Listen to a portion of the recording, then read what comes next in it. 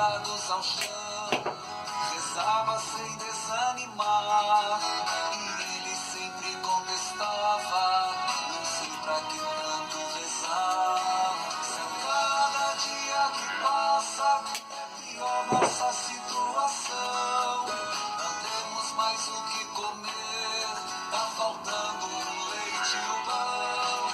E foi naquele momento, em meio à sua oração, que ela ouviu uma voz falando ao seu coração: sou o Deus dos perseverantes, o Deus da misericórdia. Essa é mais uma gaiola do Benito Rogério.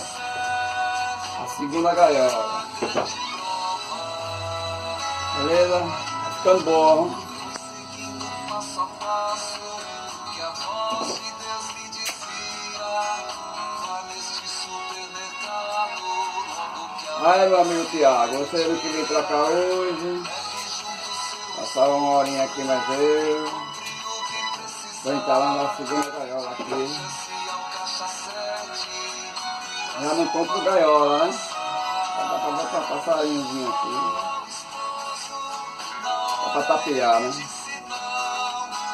eu tiver maquinário melhor, eu faço uma mais bonitinha. Beleza?